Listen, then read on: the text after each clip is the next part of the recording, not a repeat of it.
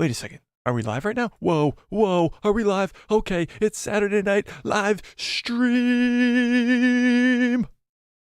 What's up, guys? It's Mike, a guy who loves Star Wars. We got a lot to talk about tonight. Of course, regarding Finn coming back. Possibly. We have to, of course, wrap up all the craziness that happened in that Mando Season 3 finale, and of course, the Mandalorian Season 3 as a whole. So I'm going to open up a poll right away, and let's see where people are at with the Mandalorian Season 3. We've had a couple days to kind of linger on the Mandalorian Season 3 and how we actually feel about it for real. With all the hype and excitement from that finale being gone now, let's ask the very, very important question. Mandalorian Season 3. Good or bad? We're going to keep this poll open for the majority of this stream until I have another poll that I want to do. But we're going to see how this poll ends up. Was it good or was it bad? Okay? And it's going to be interesting because I posted a video on this, I think yesterday. Was it? Yeah, yesterday. And it seemed like the common consensus around the fandom, at least around my channel, which seems to be a more of a positive fandom, if I certainly like to say myself at least, seems like the majority of people did in fact like this season. The majority of people did think it was a good season, which is good to see. You want wins, you want dubs for Star Wars for sure. You don't want Star Wars to ever lose because Star Wars is what we are all here for. Of course. Honey Badger first in says, Finn is coming back enough to make a grown man, me, cry. This is the way. Yeah, so we'll talk about Finn coming back, all that other stuff. But let's linger on The Mandalorian for a second here. The Mandalorian Season 3 is over. Now, we talked about it a little bit on Thursday. We recapped the finale, but we didn't talk about the season as a whole. Now, the season as a whole is a completely different story than the finale was. The season as a whole was a little bit more shaky, to say the least. And that's what I had to do in that video that I created yesterday. So we talk about the good and we talk about the bad. There's definitely some of a little bit of both. So, the good news about this season was the action was fantastic. The story was amazing. Going back to Mandalore, reclaiming Mandalore, having Moff Gideon finally figure out what his whole plan was with cloning Force sensitives. Whew. And then of course him dying and the Darksaber being destroyed, ushering in a new era for the Mandalorians and all that other fun stuff, leaving us with Din and Grogu set up to go on endless adventures and most likely going to get a season 4. So this is going to be very, very interesting to see how the fan base reacts to this third season as time gets further away from it. I know there's a big time gap between now and the next Disney Plus show, which is the Ahsoka show. Now, there are smaller projects like Star Wars Vision Season 2. We'll talk about all that stuff later when we talk about what's next for Star Wars. But here's the thing. Star Wars Vision Season 2 all releases on one day. Like, the next big story or big Disney Plus show for Star Wars isn't until August. So we're going to talk about The Mandalorian Season 3 and the after effects of The Mandalorian Season 3 for a long, long time to come here.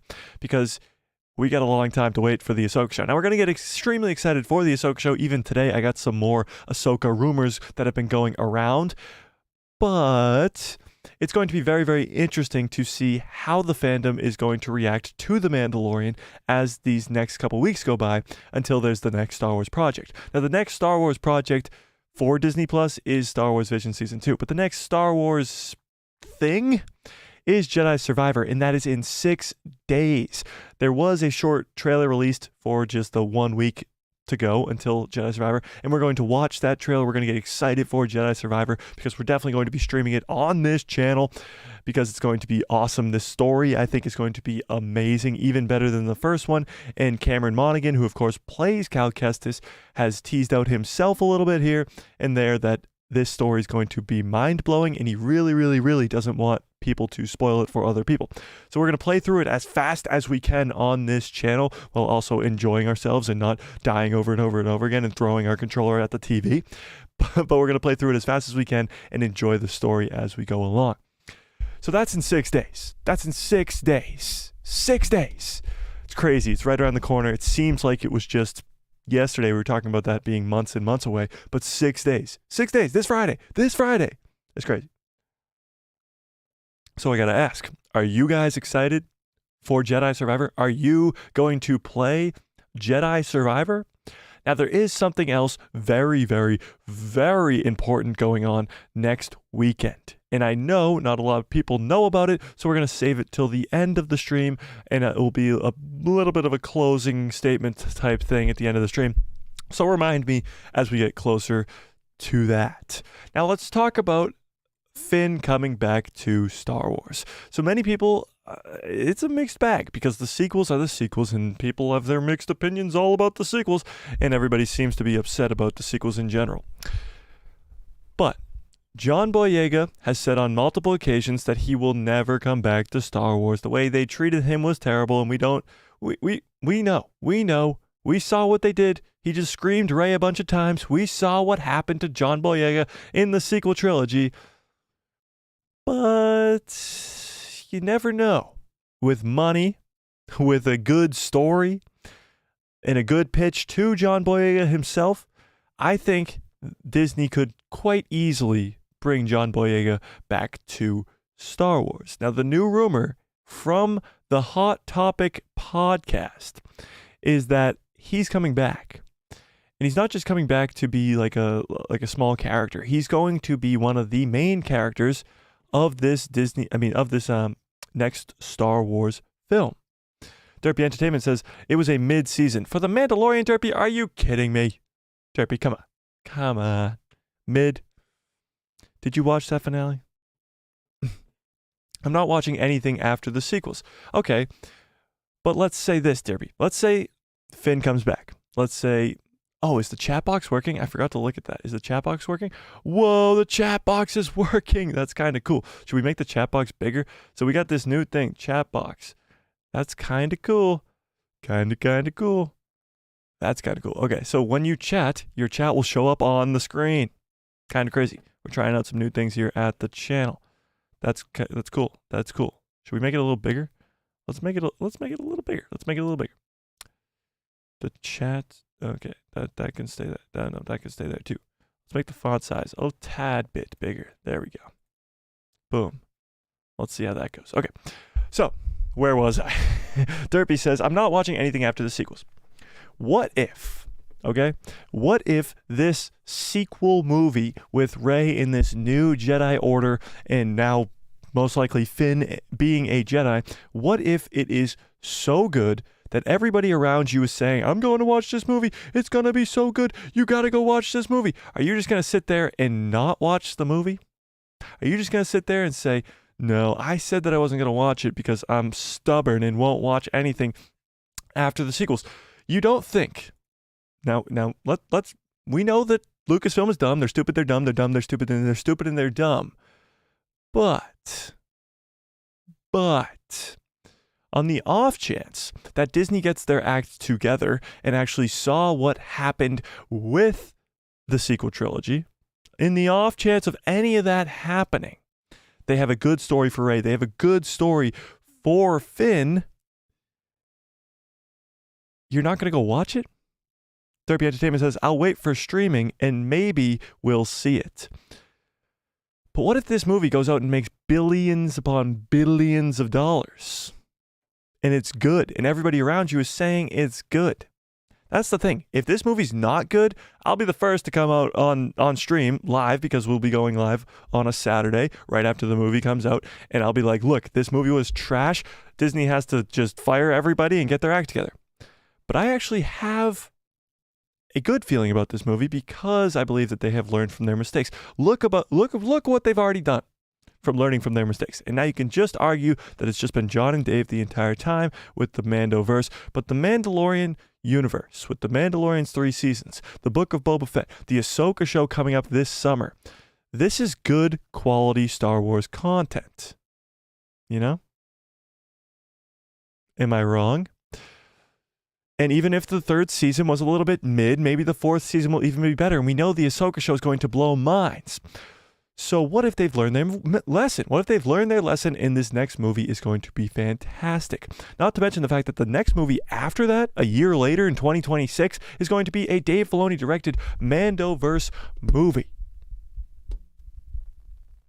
Yeah. Heir to the Empire, Thrawn, all that crazy stuff. Are you not going to go see that movie either, Derpy? Derpy says, I don't care. OG fans thoughts count first. Here's the thing. There's a bunch of original trilogy fans. There's a bunch of prequel fans that like the sequels. Trust me, I've watched the sequels many, many, many times. And here's the thing. Even with the sequel trilogy being as bad as it is, with The Last Jedi being as controversial as it is, I still think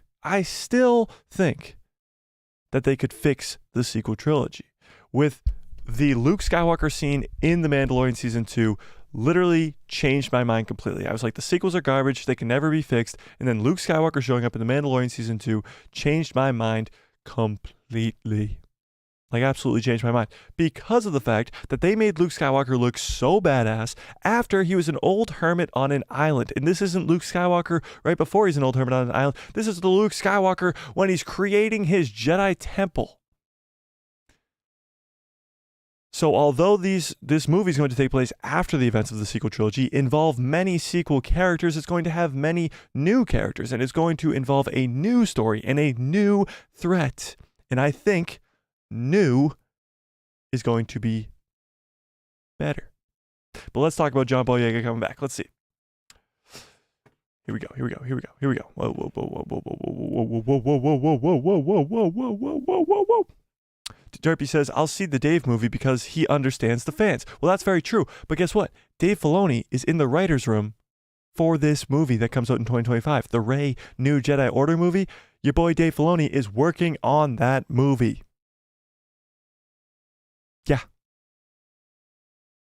Yeah. He follows up and says, the sequels are made out of the image of Kathleen Kennedy's ideas. Very true, but these aren't the sequel trilogy anymore. This is after the sequel trilogy, and this is Dave Filoni being involved with what's to come next. Dave Filoni is in the writer's room for this movie. And although it is a Rey movie in a new Jedi Order created by Rey, and most likely now we're going to see Finn as well, Dave Filoni's in the writer's room. Dave Filoni is involved in this movie. But let's see. Let's see what's going on with John Boyega. John Boyega rumored to make Star Wars comeback in 2025's movie. All right. I wonder if the chat box, if I can put it. Let me try something here. Let me try something here. Could I put a chat box on this as well? Am I that good at this thing that they call streaming? Add source.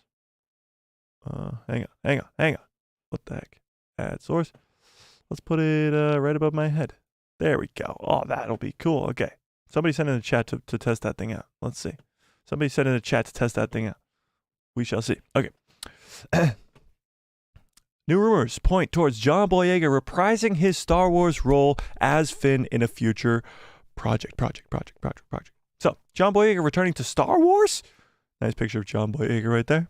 Honestly, I'd feel bad for John Boyega if he didn't come back for the same reasons that I feel bad for him for his treatment of his character in the sequel trilogy. I want John to get what he deserves, which was a good, thought-out story. I don't know. Is that just me? On the Hot Mic podcast, John Rocha revealed that a couple of different sources claim John Boyega will be coming back for Charmin Obaid-Chinoy's 2025 Star Wars film. This means that John Boyega's reformed stormtrooper will be sharing the screen once again with Daisy Ridley's Rey. But in this film, Rey is building a new Jedi Order 15 years after the events of The Rise of Skywalker. As for why John Boyega is now open to returning, two of Rocha's trusted sources explained that the actor and Lucasfilm president, Kathleen Kennedy, I know. Oh, well, now your chats are white. The text is white. I'll figure it out. Don't worry. This is a test. reportedly have buried the hatchet, allowing for new negotiations. Whether the conversation... All right, I'm getting rid of that because you can't even read that, can you? Well, could I? That doesn't matter. Doesn't matter. Whether the conversation is what the actor referred back to in 2022 or is a more recent conversation is unknown. So there is an interview with John Boyega a few years ago, or last year, I think. Yeah, 2022, last year, about him possibly returning. And yeah, he was kind of like, no. John Boyega truly is a big deal. Lucasfilm interested in bringing John Boyega back on board makes sense, despite how the sequel films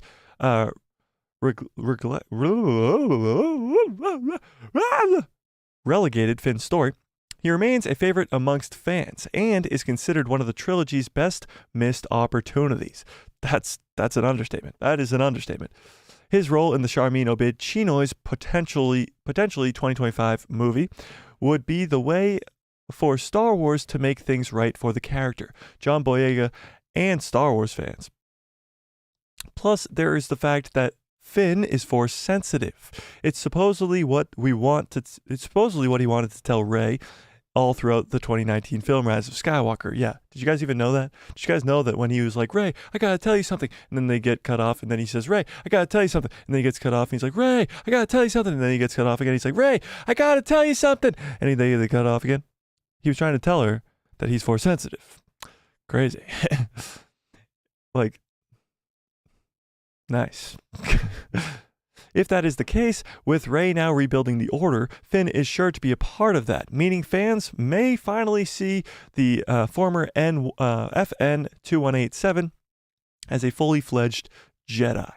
As for Boyega, he can return to the franchise knowing he brought attention to Lucasfilm's missteps while also getting a second chance to further explore his character. It is truly a win for everyone involved. Now, the question now, if the rumor is true, is when Lucasfilm made it official, and whether Star Wars is calling Poe Dameron's Oscar Isaac as well. So here's why this is big news and very, very important news, and could be what the fan base needs desperately. Because John Boyega has talked publicly about how horrid his experience was in the sequel trilogy, how he was mistreated, all the other stuff, the stuff with China and all that crazy stuff, the advertising and stuff like that. He's come out publicly to talk about that stuff.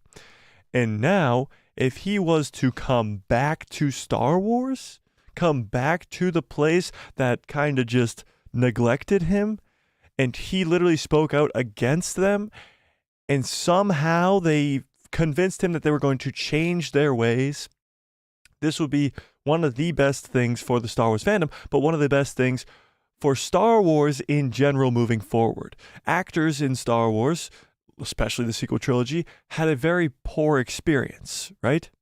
So, with that being said, John Boyega coming back to Star Wars, I'm going to sip water, hang on. John Boyega coming back to Star Wars would be great news for Lucasfilm because, look, they brought back a character who absolutely said he was never coming back. And then second of all, he would be like, look, I told you guys how bad the sequel trilogy was. Now this movie is going to be different. John Boyega can bring all the hype in the world to this movie by just saying it's going to be good. Because he's not going to lie to us. He knows that we actually respect his opinion because he's the only one of those cast members that has really come out and given it to Lucasfilm, saying, look, they treated me horribly. So the fans actually respect John Boyega and really look up to John Boyega because of how he spoke out against Lucasfilm when nobody else would with the sequel trilogy. So John Boyega coming back means, first of all, the story's very, very good. They weren't going to convince him otherwise if the story wasn't good. So if he's coming back, the story's going to be good. And for fans of the character of Finn, you're going to get him actually being a Jedi, actually doing something, which is kind of crazy. So I think it's going to be a win-win for the Star Wars fans if John Boyega comes back, and a win-win for Lucasfilm themselves. Derpy Entertainment says, Disney literally said their trilogy was going to be Old Republic when they brought Star Wars from Lucasfilm. I do not remember that. Granted, that was like 11 years ago, but I do not remember that, Derpy. I can neither confirm nor deny. But they also said a lot of stupid stuff back then as well. But we're in a different time. It's 11 years later. Honey Badger says, this is the live stream. Loved Mando Season 3. Yes, of course. Zap says, good cups follow orders. Well, this is still the bad cup, I guess. We're almost there. Honey Badger says, good cups follow orders. John Boyega needs to return. It would definitely be a good thing for the fandom. Zap says, if they write him a good part, he will come back. And if they pay him the money. Well, that's very true. If they pay him the money, he'll definitely come back. But that's the thing. Are they going to pay him the money? And is there going to be a good story? If 2025 Star Wars Celebration rolls around, it's going to be in Japan in 2025, and it's going to be like 9-ish months before the movie, and it'll probably give us the first teaser for the movie. If John Boyega is there at Star Wars Celebration and is in the trailer, that will be the most feel-good moment for the Star Wars fandom in a long, long time, because he's a lot like the Jar Jar Binks of the sequel trilogy. He got a lot of hate from just the world in general, but because his character was so useless, he sat there and screamed Rey the entire time, and nobody cared two craps about what happened to his character at the end, because look, they literally tossed his character to the side and said, hey, you can go yell Rey a couple more times if you want, or you can sit there and do nothing. And he was like, okay, I'll yell Rey some more times. John Boyega coming back will be one of the greatest things that could possibly happen for the Star Wars fandom. It just is. But what do you think? Do you want to see John Boyega come back? Do you want to see John Boyega come back to Star Wars? What do we think? What do you think? Oh, shnikes. Did I just press that? No, I didn't. We're good. We're good. We're good. We're good. We're good. We're good. We're good. We're good.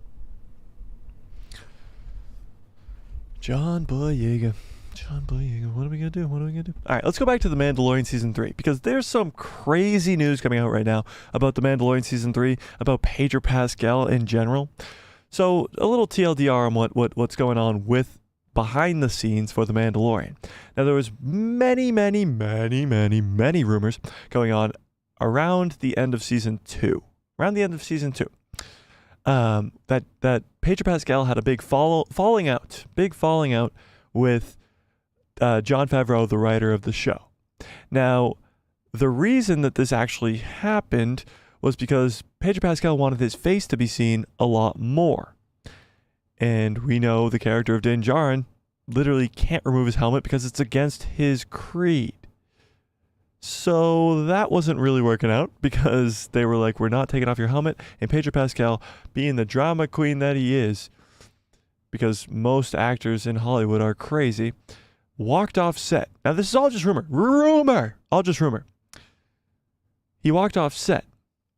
Now, it seems like things have been worked out. It seems that way because Din Djarin's still alive in canon, although we haven't seen his face. In a long, long time. He still is there. He's still alive. His story is still going. There will be a Season 6. He will be in the Dave Filoni directed movie. But we didn't get any of Pedro Pascal's face. Now, here is what the media is trying to tell us.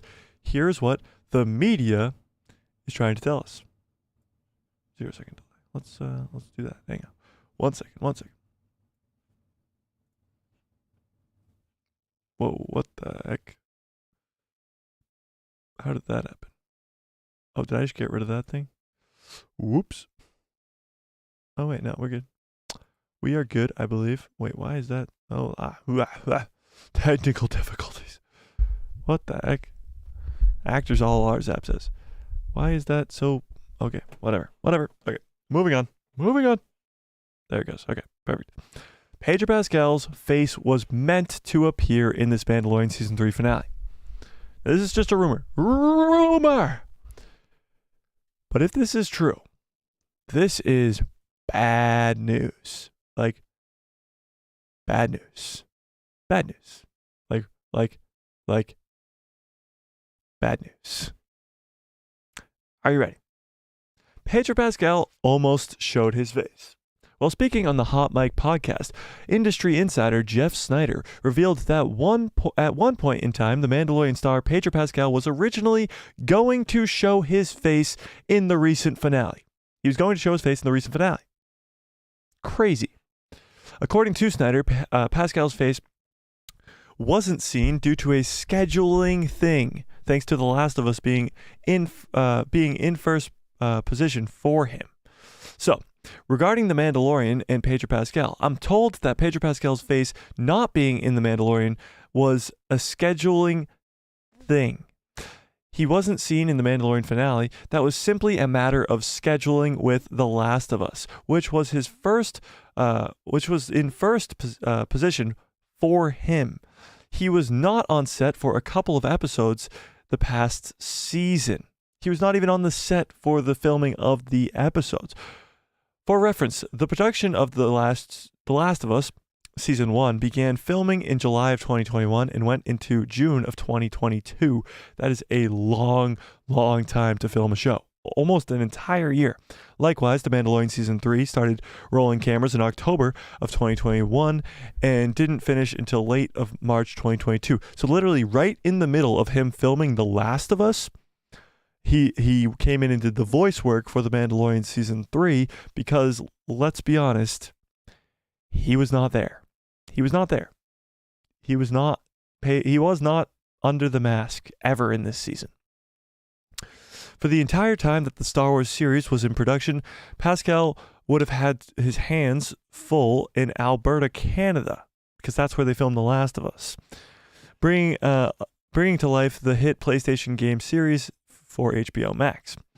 Pedro Pascal's future as the Mandalorian. Well, it seems by the end of Season 3, Mando is set in his usual helmeted ways. The storyline will almost certainly find a reason for him to falter in that regard by the time Dave Filoni's big crossover event happens. Whenever that does happen, the writer will certainly need to exercise some storytelling maneuvers to achieve it. Din Djarin's whole journey in Season 3 was about him making up for his unmasking in the second season and recommitting to the way. Maybe his adventures with Din Grogu in the show's upcoming fourth season will see the titular bounty hunter realize that the way may not be the correct path for his new child. This could cause him to realize how it might not be his either, despite going out of his way to make up to the armorer and the rest of his people. The simple truth is also that Pedro Pascal is a big name. He's a star. With his name attached to such a large project and franchise, it's understandable that he'd want to actually be seen on screen more often. Hopefully, Jon Favreau and his fellow creative team will be able to find a way to get to this point naturally down the line. Perhaps The Last of Us Season 2, or perhaps Last of Us' second, won't need nearly as much. All 3 seasons, The Mandalorian is now streaming on Disney+. So what do we think about this? What do we actually think about this? What do we think? What do we think about Pedro Pascal putting The Last of Us before The Mandalorian and actually affecting him actually showing his face in the finale? What do we think? Zap says, to a degree, aren't we all drama queens at some point? Well, yeah, obviously. But yeah, Honey Badger says, okay, whoa, great. Glad it was a scheduling conflict and not behind the scenes issues. Well, that is a behind the scenes issue. A scheduling conflict with The Last of Us was the reason that we didn't get to see Din Djarin's face in this finale is not good news. It's not. Because if this actor who's in the biggest IP in the world named Star Wars, ever heard of it? Star Wars, and will put something else before Star Wars is not good news. It's not. Because honestly, why on earth would he want to, look, we know how successful The Mandalorian's first 2 seasons were. And why would Din Djarin, or Pedro Pascal, sorry, why would he not want to come back and play that character? And even if he was so adamant on seeing his face in that second season, and he has a chance to see his face in the third season, why would he not be there to do that? If this was actually the case, where a scheduling conflict stopped us from seeing Din Djarin's face in the finale, that changes the story in a big, big way. Because let's be honest, this was all about Din Djarin and how he's going back to the way, how he went and bathed in the living waters in this third season, and now he won't take off his helmet anymore. But in some version of the film, he was going to take it off in the finale? Was he going to get ripped off his head? What's going on there? Zap says, yeah, it makes sense. The more he shows his face, the more money he gets, I think. It makes sense he would want to do The Last of Us over The Mandalorian due to the fact that he would get paid more. The more he gets his face shown, the more people know him. That's true. I mean, Pedro Pascal is already a huge name. And The Last of Us was really, really good. I watched The Last of Us. It was good. But there's no way that The Last of Us will ever become bigger than Star Wars. It's not possible. By the way, we're all out. Well, except for that water that just spilled.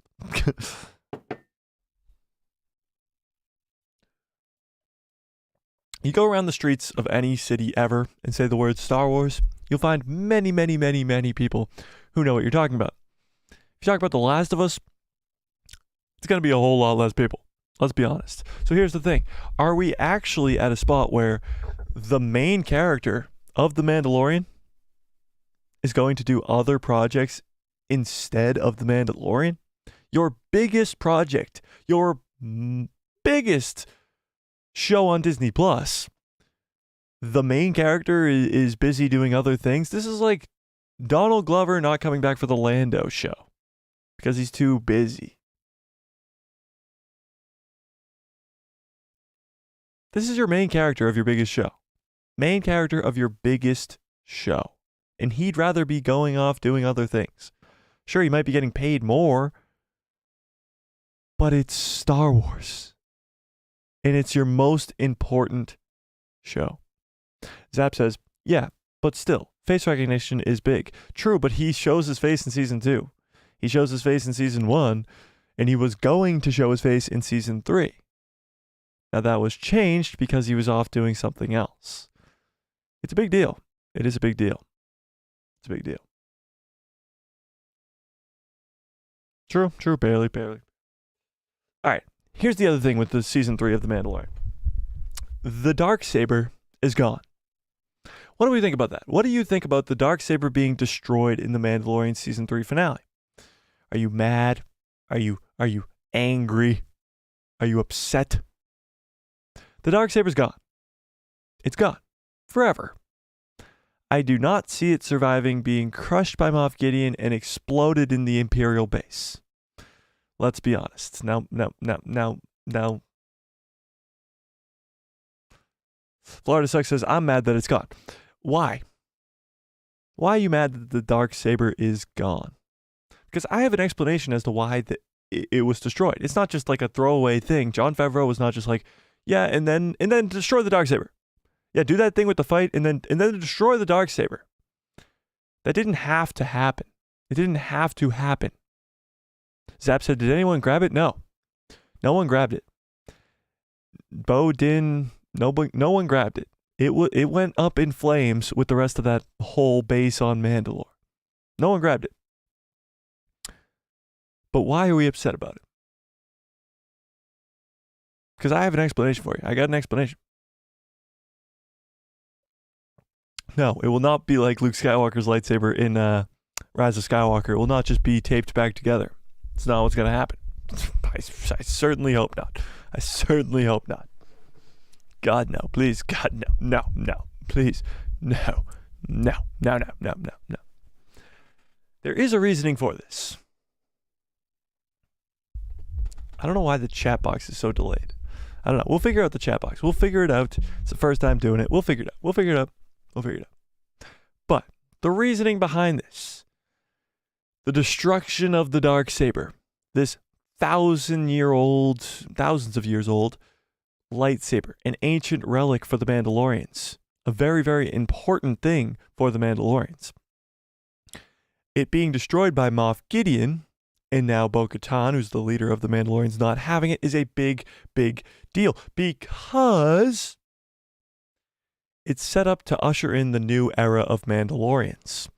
Mandalorians have been split for thousands of years. Civil wars for thousands of years. Some Mandalorians believing in the way where you can't take off your helmet. Some Mandalorians following the Empire when the Empire was ruling. Some Mandalorians following whoever owns the Darksaber, i.e. Darth Maul just coming in grabbing the Darksaber, so some of them will just follow Darth Maul. Many different Mandalorians follow many different people for many different reasons. Now, the Darksaber being destroyed was very symbolic of the destruction of all the old ways of Mandalore. Now, all these other Mandalorians, they can all believe in different things, but now they're all going to follow one specific leader in Bo-Katan because they believe in her, not because she's holding a Darksaber, not because she is the rightful ruler to Mandalore, but because she has honor, because they trust her, because she saved their entire planet from the evil Empire, from Moff Gideon. That's why the Darksaber being destroyed had to happen for the Mandalorian people, had to happen to usher in this new generation of Mandalorians and bring all the Mandalorians that are there right now together, because they're not following the Darksaber, they're following the person who saved their entire species and their entire planet. Now, the Darksaber being gone forever is unlikely. I do believe at some point, if Grogu ever makes a lightsaber, which I'm guessing he's going to at some point, I think that Grogu's lightsaber will be some sort of Darksaber-esque type thing. Maybe a Darksaber 2.0 or something along those lines. I don't know, because they're definitely setting up Grogu to be a Mandalorian more than a Jedi. So being a Mandalorian Jedi, the only other Mandalorian Jedi was Tar Vizsla, and he had the Darksaber. So Grogu making a Darksaber 2.0, it would not be surprising to me. But the Darksaber 1 is gone, and is gone forever, which is kind of crazy. Like thousands upon thousands of history with that saber. So many people held it. Darth Maul freaking held it at one point. Bo-Katan, like so many different people held the Darksaber and ruled over Mandalore, and now it's gone. It's honestly kind of like actually crazy. It's crazy. It's crazy. It is crazy. All right, let's talk about what's next. I know the thumbnail says what's next, and we haven't even talked about any of it yet. What's next for Star Wars? Now, we talked about how Jedi Survivor is the next thing. Jedi Survivor is in 6 days. 6 days, okay? Just a friendly reminder. Jedi Survivor is in 6 days. I know, crazy, right? 6 days until Jedi Survivor. We'll finally get all the answers to all the questions that we've ever had, ever. And if you finish the game in like the first day, don't spoil it for anybody, okay? We're going to stream it, of course, on the channel, but yeah, don't spoil it. Don't spoil it. So, Jedi Survivor is technically what is next. But what's after that? Well, after that, a week later, is May the 4th. May the 4th, is that on a Thursday or a Friday or something? May the 4th is coming up.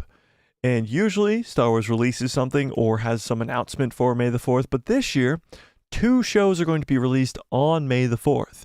Now, the first one is a kids show called The Young Jedi Adventures, which I'm sure most of the people watching here are not going to be watching. But that, I don't know. Maybe you're going to watch it. Are you going to watch Young Jedi Adventure? It's in the New Republic. I mean, the High Republic, sorry. It's in the High Republic, and it's going to be a really, really kid show. Like, really kid show. Like, really kid show. But hey, maybe you're going to watch it anyway. Maybe you're going to rewatch it anyway. Maybe. Let's be honest, we're all going to watch it. We're all going to watch it. Okay. But on that same day, on May the 4th, on that same day, we are also going to be getting Visions Volume 2. Visions Volume 2. Now we're going to watch the trailer for Visions Volume 2 because, let's be honest, it looks fantastic. And, oops, hang on. There we go. We're going to watch the trailer for Visions Volume 2 because it looks amazing, but it's also because it's in 2 short weeks. Now, Visions Volume 2 is a lot different than Visions Volume 1 because the first volume was all made by Japanese animated companies. Now, this one is made by some Japanese animated companies, but it's mostly made by, oops, gotta turn the volume off on that. Mostly made by companies all around the world, all different animation companies, all different animation styles. You're going to see it in this trailer, how crazy different each episode is going to look. And I hope it's going to be better than Season 1, because Season 1 had some banger episodes with Ronin and all that other stuff, but there were some bad episodes too, let's be real. Florida Sucks says, I'm definitely watching Visions Volume 2. Can't wait for Visions. Yeah, we're going to watch the trailer right now. I am also very, very excited for this show as well. Let's hang on, let me see. Yeah, here we go. All right, let's watch the trailer. Let's watch the trailer.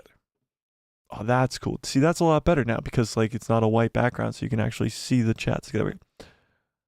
So no volume, of course. We don't want to get copy struck, but look at all the different animations. First of all, this one is from episode 1 is going to be called The Sith, which is kind of crazy.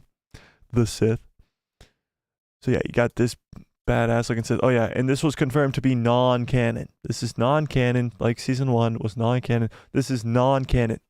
By the way, the only non-canon project that Lucasfilm has ever created, I mean, not Lucasfilm themselves, that Disney Star Wars has ever created.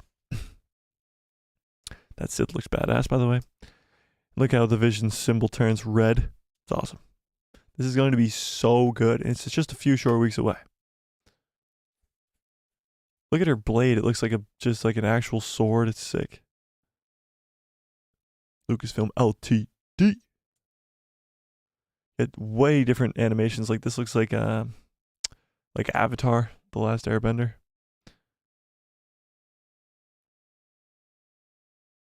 Looks like, I don't even know, the Rugrats. There's one in here that looks like the Clone Wars a lot. Yeah, this one looks very, very like lifelike, almost like the Clone Wars a little bit. There's going to be some cool stories. This looks like Wallace and Gromit. We talked about that when it first came out. Looks like Wallace and Gromit.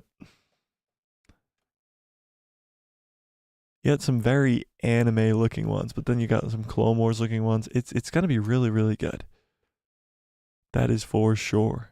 Now, I know a lot of people aren't into the whole animated Star Wars thing, but honestly, some of the animated Star Wars projects are the best Star Wars we've ever gotten. Star Wars Rebels, Star Wars Clone Wars. I mean, come on. This kid taking on a TIE fighter. It's going to be great. It's going to be awesome. I don't know. I'm thinking about possibly doing a live watch party for it, which would be awesome. Honey Badger says Visions Volume 2 is what I'm most excited for besides Ahsoka. Wow, really? Yeah, I'm excited for it, but I'm not that excited for it. Oh, wow, that's double-sided with the red on the other side. That's crazy. Yeah, this obviously doesn't tell you much about what's going down. It just shows you all the different animations and all that other stuff, and it looks very, very clean. It looks really, really good, honestly. It looks really, really good. And I can't wait for this season. Honestly, it starts May 4th. May the 4th is when Star Wars Visions Volume 2 releases. So that's going to be exciting. I look forward to that a whole lot. The poll, by the way, sitting right now is that 80% of you think that The Mandalorian Season 3 is good. It's very, very true. Boss Ben NJPW says, we need Tales of the Sith. We definitely need Tales of the Sith. Tales of the Sith would be so cool, dude. But, Tales of the Jedi Tales of the Jedi Season 2 comes out next year. Next year is Tales of the Jedi Season 2. Now, I'd love to ask you guys this. Who do you think should be the next 2 Jedi to be focused on in the next season of Tales of the Jedi?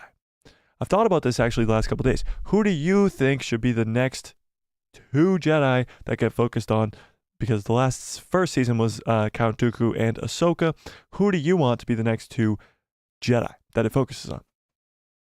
Honey Badger says, yeah, seriously, Vision Season 2 is so anticipated for me. My favorite Star Wars show besides Mando. Wow, interesting. Live watch party? Ooh, interesting. Live watch party. For Star Wars Visions? Maybe. I'll think about it. What do we think about the chat box? I'm loving the chat box, by the way. I'm loving it. I'm loving it. Ba-da-ba-ba-ba. It's cool because you guys get to see like your own names and your chats on the screen. It's pretty cool. Don't abuse it. Or do. I don't care. Okay. Honey Badger says Tar Vizsla. That would be very interesting. Because Tar Vizsla, we know, created the Darksaber, but that's pretty much it. I really hope down the line we get a Tar Vizsla or like old Mandalorian project with Tar Vizsla and with the Mandalorians versus the Jedi and stuff like that. That would be very, very cool to see. But yeah, I don't know. Maybe. Florida Sucks says Plo Koon and Mace Windu. That would be cool. I mean, Mace Windu's character is very mysterious in the prequel trilogy. He's very, very powerful. We saw a little bit of him in the first season of Tales of the Jedi with Count Dooku, but Plo Koon would be awesome. And knowing Dave Filoni, he's going to do anything he possibly can to get to get Plo Koon to be in that next season. Because if you guys don't know, Dave Filoni's favorite Star Wars character is Plo Koon. So, and he's in charge of this show, obviously. So I think he's going to pull every string he possibly can to get Plo Koon in that second season. I always wondered, like, if someone new came into the show and was just watching me randomly, and I pulled out this giant cup that says Rise of Skywalker on it, I wonder if they're like, oh my God, he's a huge sequel fan, and then just immediately clicks off the video. like I wonder if that's like the vibe I'm giving off because I'm drinking out of a giant Rise of Skywalker cup. I don't know. I might be losing many fans, followers, and subscribers because of the giant Rise of Skywalker cup. Maybe it's time to get a sequels sucks cup.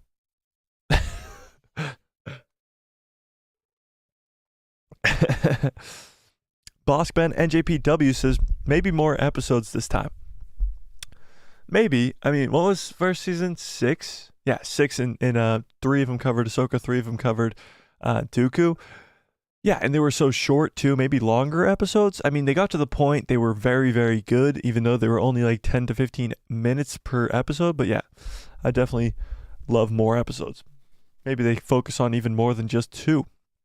Austin Snow says Sifo Dyas and Master Yoda. Sifo Dyas would be very, very cool. We don't know much about Sifo Dyas. All we really know is that he's the one who went to go get the clones initially, and then Count Dooku used his name to get rid of Kamino in the archives and all that stuff, and they used him after he died to keep the cloning process going. So Sifo Dyas would be very, very interesting to maybe just see him go to Kamino, see his connection with Count Dooku and even Palpatine, and maybe his death as well. Seeing Sifo Dyas' death in a Tales of the Jedi Season 2 would be freaking awesome. That would be awesome. And Master Yoda, I feel like they're going to stay away from Master Yoda just because there's so much history with Master Yoda, and they're trying to do that in the comics right now. The High Republic is kind of touching on a little bit of a younger Yoda, but still he's like 700 years old. Going back to Yoda, like on the early days, would be wild. Boss Ben NJPW says you prefer an hour of Tales of the Jedi over the entire Clone Wars? No. No. Clone Wars 7 seasons is better than Tales of the Jedi Season 1. Like, it's hard to compare the two because it's 7 seasons versus just 6 episodes. But yeah, no, as of right now, unless Tales of the Jedi goes on to be like 10 seasons and is all fantastic every season with different Jedi being awesome. Yeah, no, I don't think so. Boss Ben NJPW says instantly gains 1 billion subscribers. If I get the sequel suck cup, maybe. But it's like the Rise of Skywalker, but it's all like scratched up and it looks like I really hated the movie and I was just like, ah! I threw this cup around all over the place.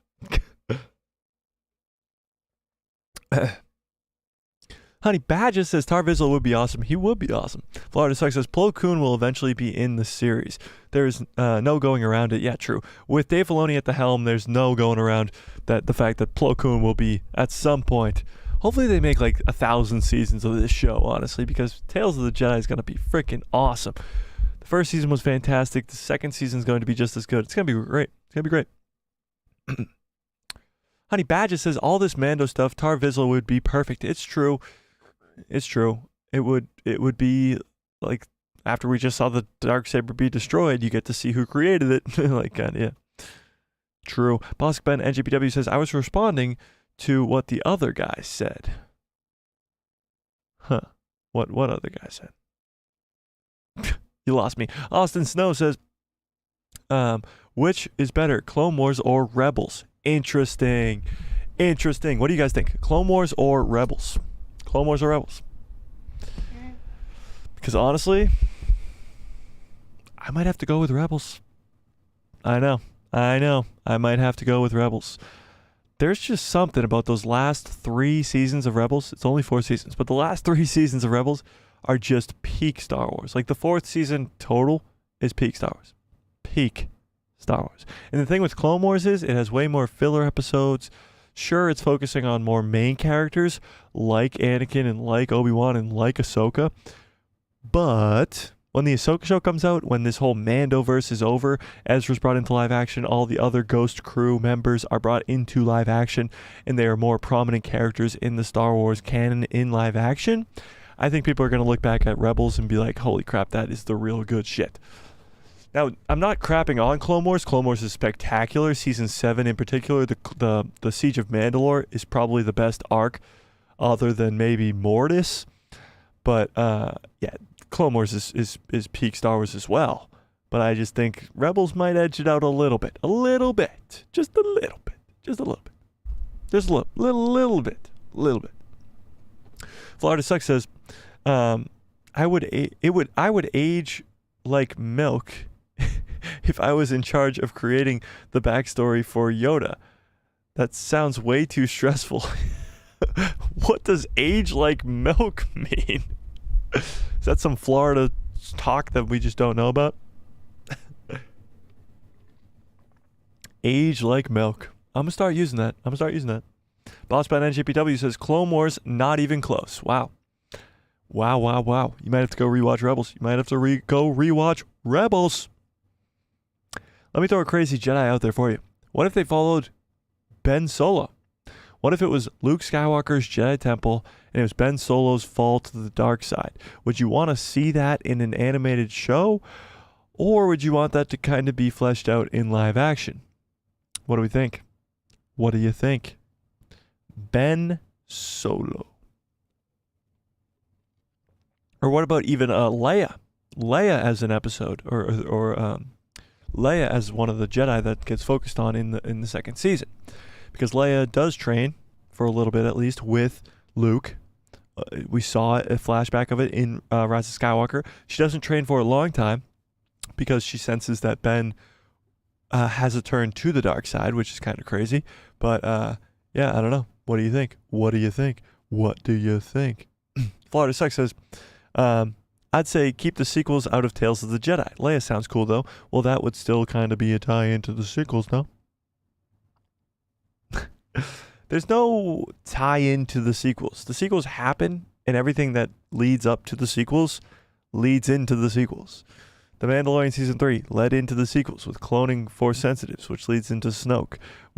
Mentioning Thrawn, which will lead into the Ahsoka show, which will lead into things that connect to the sequels, which is the First Order, which leads into the sequels. Like, there's no... I don't know. I think Ben Solo would be cool. Swagger Like Us says cool. Exactly. It would be cool. I don't know. Any other Jedi you would want to see in a Tales of the Jedi Season 2? And if they were to do a Tales of the Sith, who would you want to be the first 2 Sith that they focus on as well? And when we talk about that, I'm going to bring up some very important things, a very important thing that we all must know about. Very important, okay? Hang on. There we go.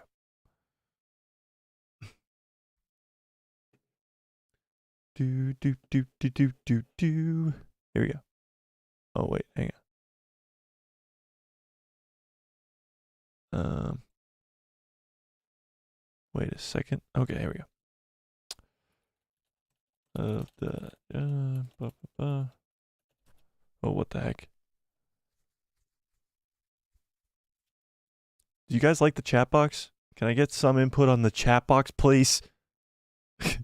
First time ever with the chat box. Let me see. Here it is. All right.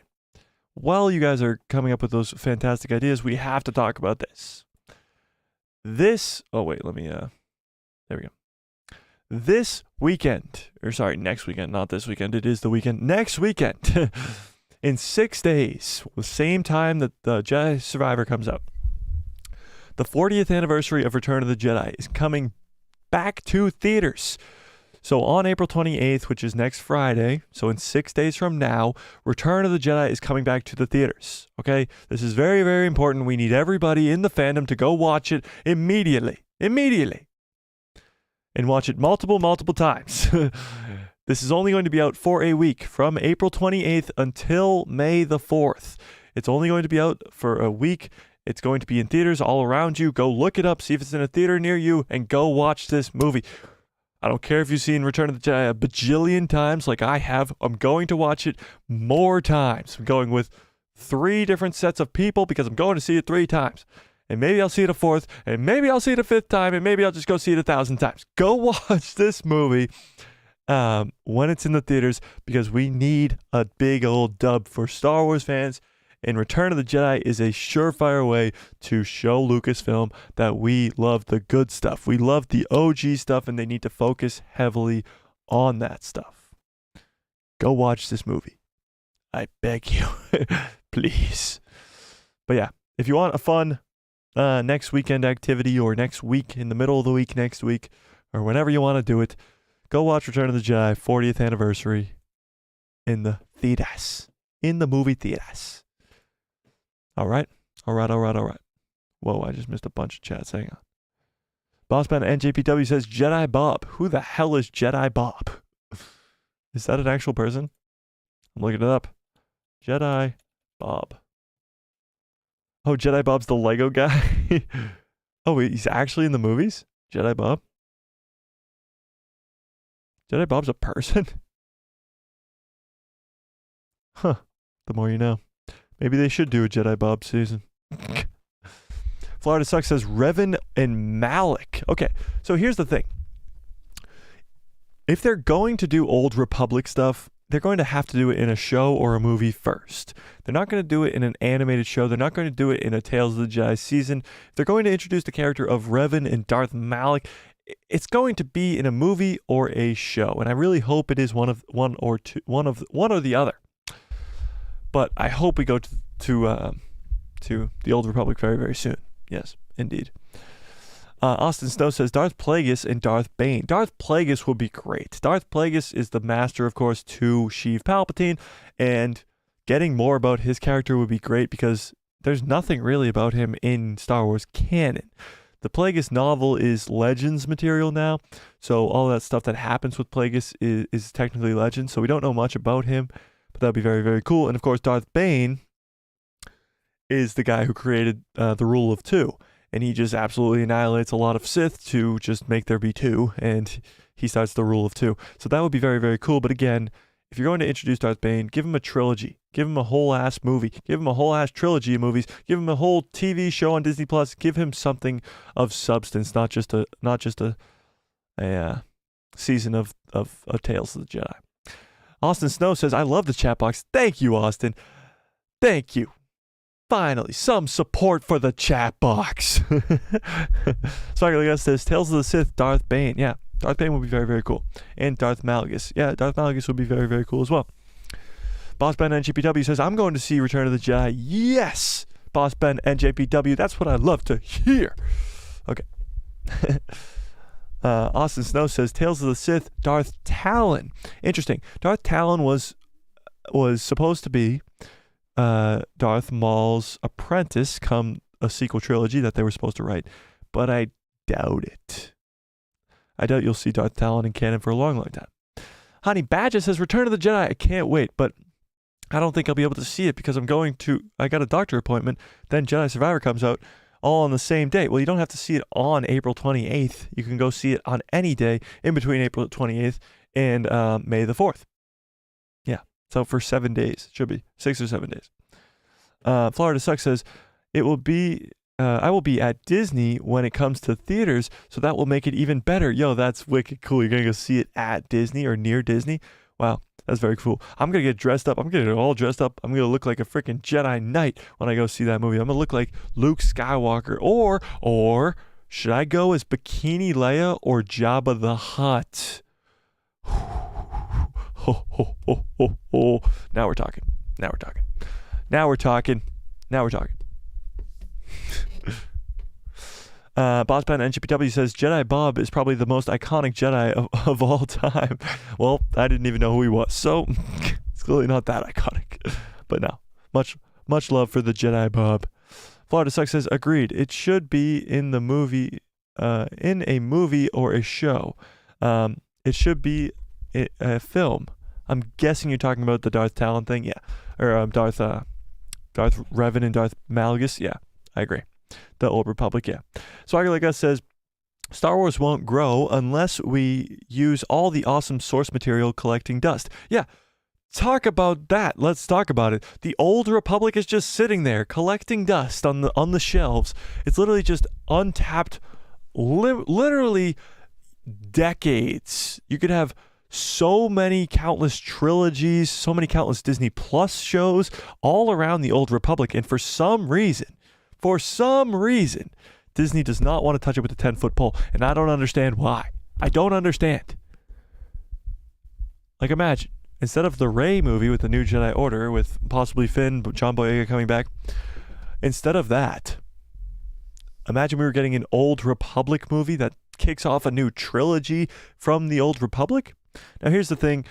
James Mangold working on his Dawn of the Jedi movie could be the beginning of that. Maybe they're going back all the way to the beginning and will work their way into the Old Republic, which would be very, very cool. Very, very, very cool.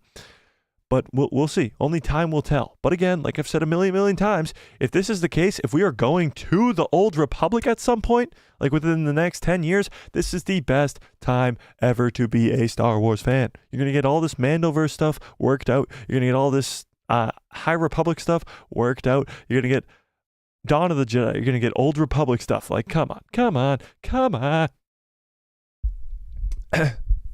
Austin says Mark Hamill will play Darth Bane. Now that would be cool. For those of you who are unfamiliar, Mark Hamill, who plays Luke Skywalker in the original trilogy and in the sequel trilogy, he voices Darth Bane in his small Darth Bane appearance in the Clone Wars. It's Mark Hamill's voice is Darth Bane, which is kind of crazy. Kind of crazy. Florida Sucks says Darth Bane should be a movie trilogy. It really should. I mean, Darth Bane's character arc, he's got the trilogy of books, so why not give him a trilogy of movies? Swagger Like Us says Twi'leks. Twi'leks? What about Twi'leks? Honey Badger says, really? That's why you're the GOAT, Mike. I'm going to see it on May the 4th then. All right, great. As long as you go see it. As long as you go see the movie. I'm okay. Boss Ben NJPW says, have you seen the plot leaks for Return of the Jedi? Apparently Darth Vader saves Luke and dies. No! What? Somebody leaked the ending to Return of the Jedi? Come on, guys, it's 6 days away. That's actually freaking hilarious. That's awesome. I'm gonna start doing that. I'm gonna pretend that this is the first time that Return of the Jedi is being released into theaters. This is the first time that we're ever going to see Return of the Jedi. The ending to the original trilogy, guys. The sequel to the greatest sequel of all time is being released in 6 days. And now Boss Ben and JPW just might have spoiled the entire thing for us. Damn it. Whoa. What's going on with my mic over there? Zap says, Tales of the Sith, Darth Nihilus, or a vision on that would be awesome. Tales of the Sith would be insane, and I really hope that Disney gets their foot out of their ass and opens their eyes and sees that that's what fans want, is Sith lords. And there's countless of them in the Old Republic. There's countless of them even in the after Darth Bane, even with Darth Plagueis and Darth, like just what's Darth Plagueis' master's name? I'm completely blanking on it. What the hell is it? He's the guy. The species is the same as the guys in the cantina. What the hell's his name? What's Darth Plagueis' master's name? Somebody, please help me out.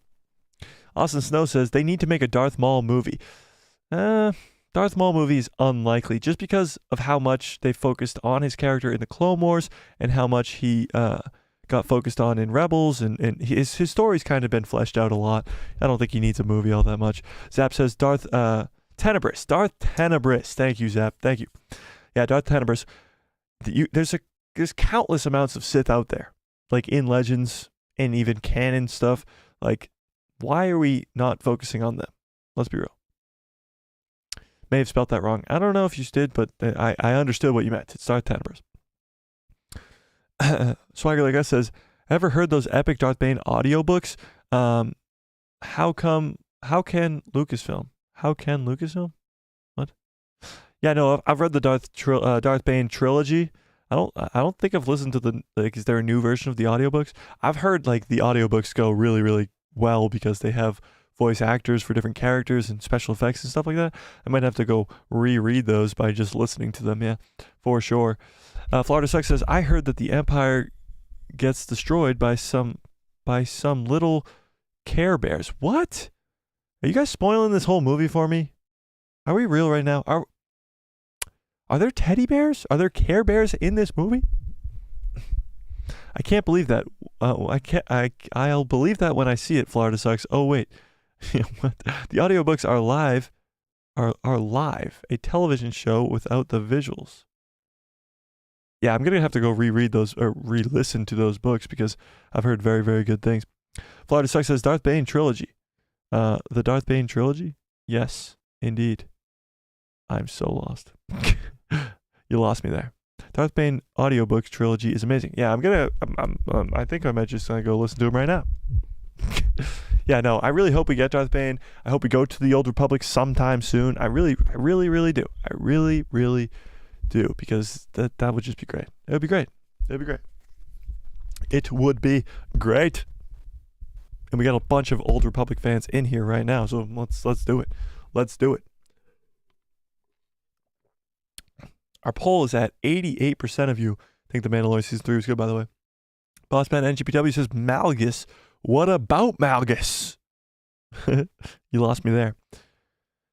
You lost me there. What about the Ahsoka news that I have today? I forget. Oh, we do have some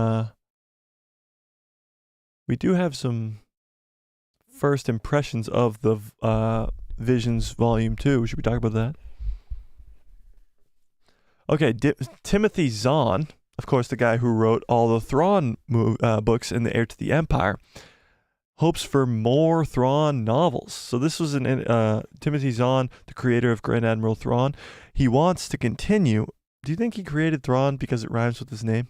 But he wants to continue working on the character. He believes that the stories to tell between Star Wars Rebels and then the upcoming Star Wars Ahsoka show, he wants to write a book about that. He wants to write a book in between Rebels and the Ahsoka show, what happened to Thrawn and where he ended up with Ezra as well, which would be insane. So he says, speaking with the Clone Web, Timothy discusses his desire for future Thrawn novels. He says, I would like to write more novels, and we pitch ideas to Lucasfilm. As for Thrawn, there's a 9-year gap between Rebels and where the character reappears in Ahsoka. He says the danger is that the screenwriters write it badly. He is a technician. He always is ahead of his enemies. Dave Filoni showed in Rebels that he understood the character. So I think everything will be fine as long as Filoni and Favreau remain at the helm. And I am curious, and I am of course available to help them if needed. We only talked briefly about all of this, but Dave promised to meet with the writers and discuss with them in the near future. So Dave Filoni has come out and talked about this, how he has Timothy Zahn working on the Ahsoka show with him, because of course he wrote the character of Thrawn. He knows the character of Thrawn the best, and he respects Dave Filoni, of course, because of what he did with Thrawn in Star Wars Rebels. So there is a mutual respect amongst the two of them. But it's very interesting to see that he still wants to write more stories about Thrawn in between the gap of Rebels and the Ahsoka show, when we know that at the end of Rebels, he disappears with Ezra. So maybe he wants to write a novel about Thrawn gaining power in this new beyond. So we're going to the new beyond in the Ahsoka show, this new space in Star Wars. But Thrawn is already going to have an army. He's already going to be in a spot of power when we see him. So we're not going to really get any explanation as to how he gets this army, or maybe it'll be briefly like described or whatever, but we won't actually get what really is going down and how he gained all this power in this new place in the galaxy where he has no control. With the Empire, he was a Grand Admiral, but when he goes to the New Beyond, he has no power at all. So it's going to be interesting to see how Thrawn gets his army, why Thrawn has all these people working for him. Like, he's rumored to have this Sith right by his side, a Sith like apprentice type deal by his side. So are we actually going to see Thrawn like get a Sith to work for him? And why would a Sith Lord work for Thrawn? It's kind of crazy, right? Like, what if the key to bringing back the Sith, because Palpatine's dead, of course, in the timeline, in the post sequels I'm talking about, what if the key to bringing back the Sith is the New Beyond, because there's Sith Lords in the New Beyond, and maybe just one of them, maybe there's hundreds of them like the Sith were before in the Old Republic, and maybe just one of them is working for Grand Admiral Thrawn. Crazy stuff with Thrawn, and I literally can't wait. I can't wait. Austin Snow says, what about they do a Darth Vitiate, I think you mean, movie? Maybe. I mean, I think there's bigger Sith Lords than Vitiate, but it's like maybe it would be like a Disney Plus show. Here's the thing. With all these different Sith Lords, when there's hundreds of them in the Old Republic at the same time, they're going to have to make a show or something. Like, they can't just cover all individual ones for each individual movie. We'd be getting 20 movies a day if that was the case.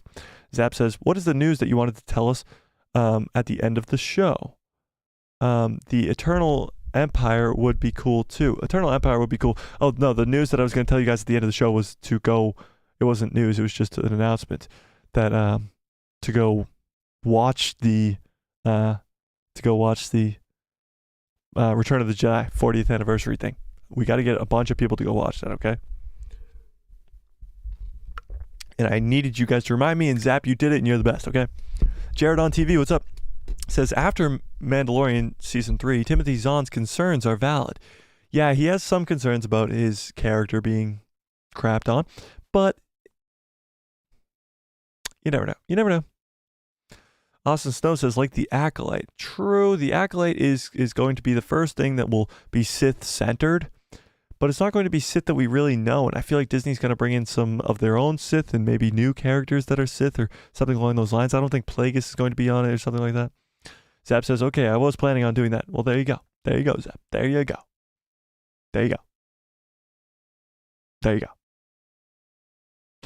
Yeah, so, I mean, as the Ahsoka show gets closer and closer, the whole Thrawn thing and all this crazy stuff going around with the New Beyond and Ezra coming into live action and what that means for the Star Wars canon and what all this means for the Star Wars canon, because you're telling me that Thrawn is going to have this undead army of stormtroopers come into the galaxy, and the Heir to the Empire storyline is going to play out with Luke Skywalker being involved, with Leia, with Han, with all these people being involved, and it's not going to get mentioned once in the sequel trilogy?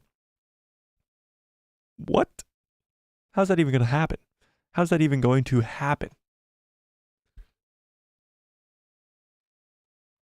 Sounds a little strange to me. But hopefully all will be answered soon. Hopefully.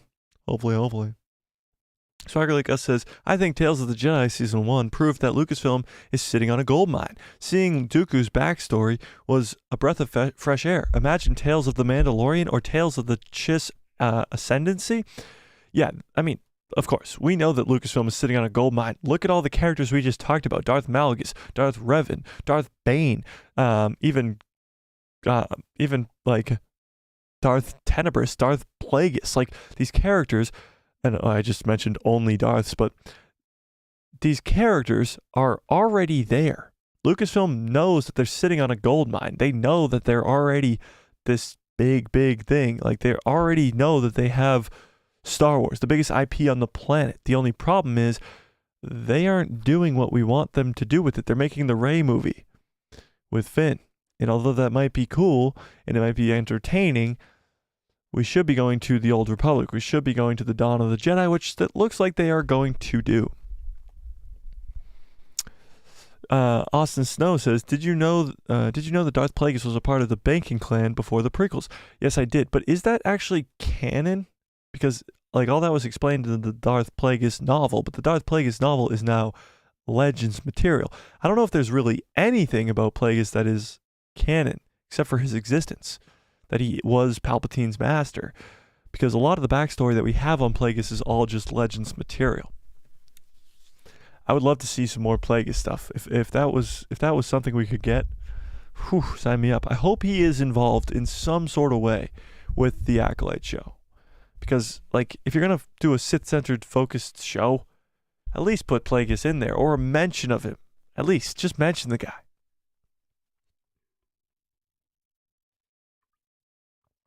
Just mention the guy. What else? Do we got anything else going on for news here? Any other Star Wars news going on? Anything you guys want to talk about? What do we think? I think we're going to get on out of here in a minute, but what do we think? What do we think? Do.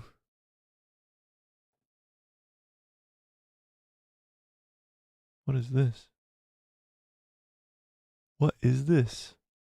Jared on TV says, why didn't Moff Gideon confront Din in the clone room where the show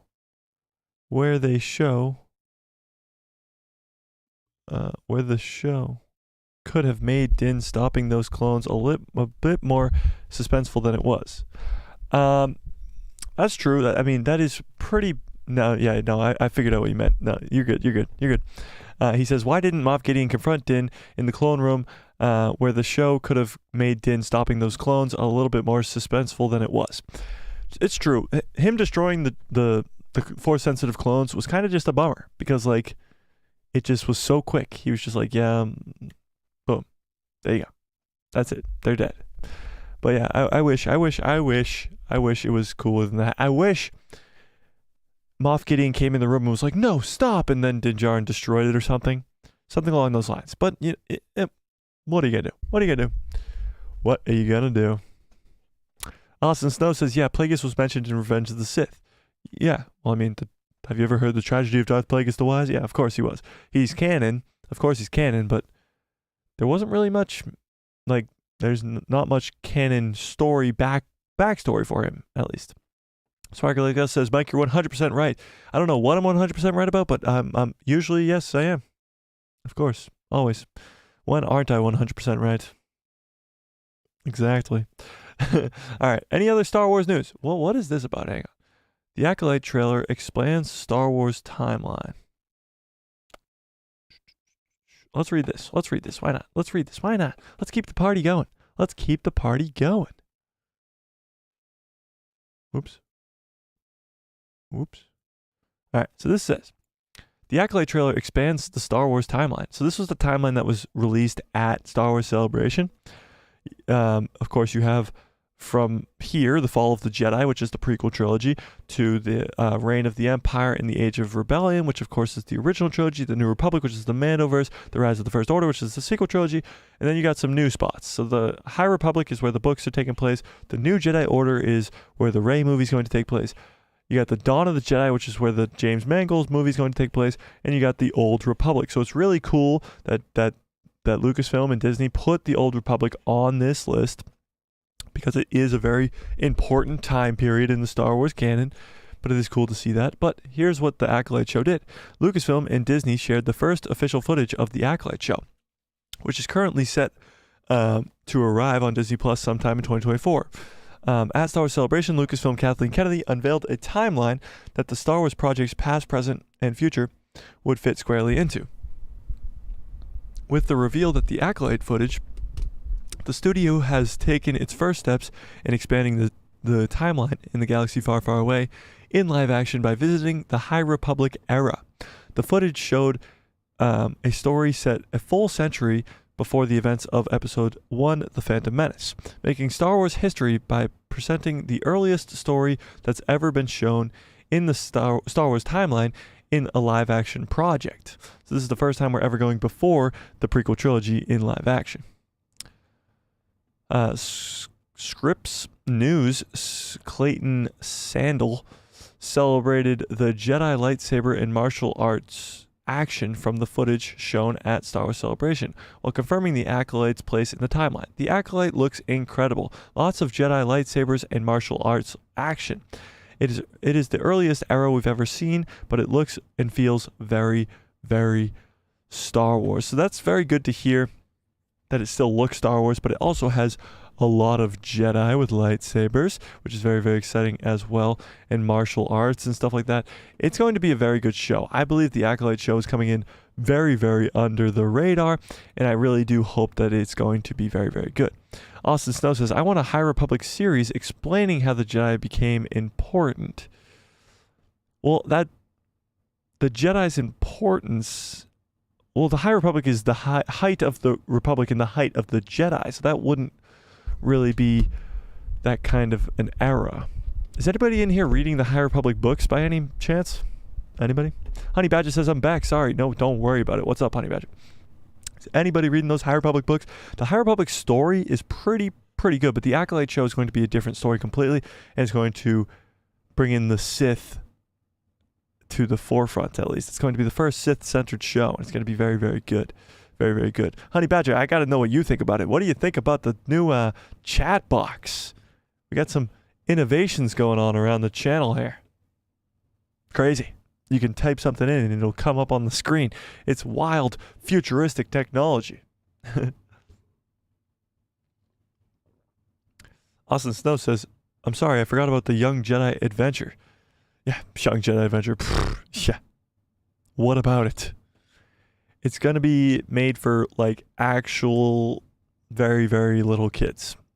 We watched the trailer.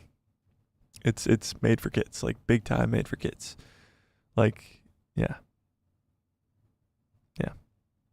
I don't know. Honey Badger says, I like it. I'm just on my phone and can't see it for some reason. No, I think it's just a little slow. So it might just take a second to pop up. But yeah, no, I think you should probably be able to see it. Can you see it now? Can you see it now, Honey Badger? It probably shows up on the TV, but what is it about? Oh, I see it. Yes. Yep. Well, there you go. There you go. Yeah, no, I think it just takes a second. Yeah, I don't know. Yeah, it is sick, isn't it? I agree. But I'm excited about the Acolyte show. I'm excited for Star Wars in general. We got a lot to look forward to, and of course, the next project is Jedi Survivor in 6 days. I think that's going to be a very, very cool project as well. Honey Badger says, yeah, man, that's awesome. It is awesome, isn't it? You get to see your own name on the screen and what you said. It's epic. It's epic. Epic. As the channel grows, we'll be getting some more cool innovations like that. But don't forget to hit that subscribe, hit that like button, of course. Keep the channel growing. I'm making a video right now about the whole Thrawn is a clone. Yeah, you've heard that theory? Thrawn, sorry. Moff Gideon is a clone. I'm sure you've heard that theory. Moff Gideon is a clone in Season 3 of The Mandalorian. Yeah.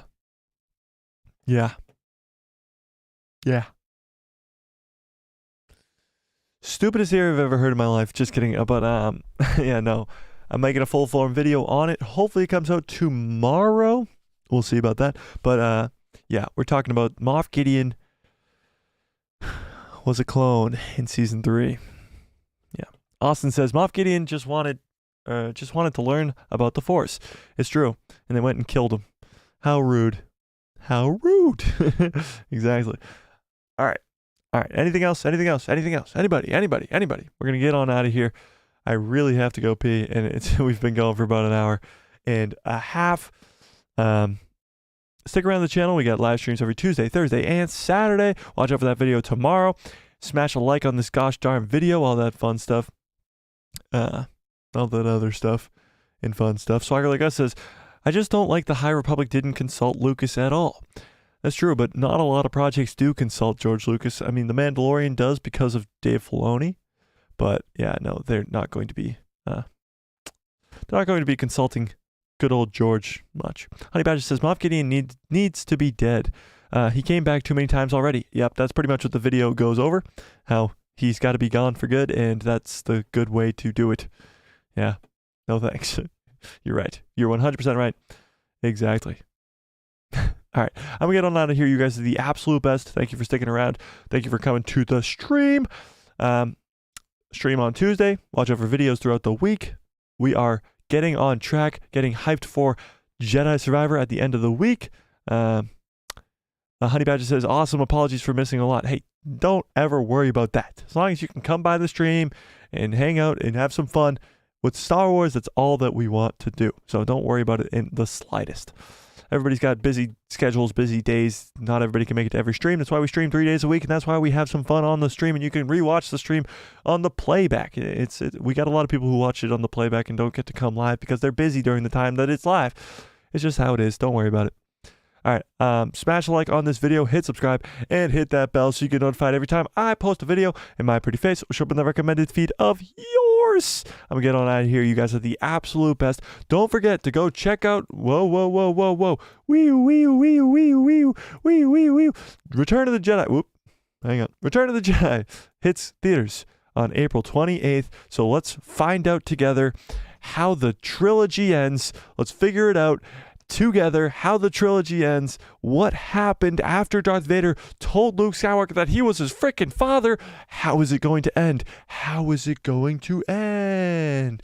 Whoa! Find out this Friday, April 28th, and it will be in theaters until May 4th. So go check it out. Yeah.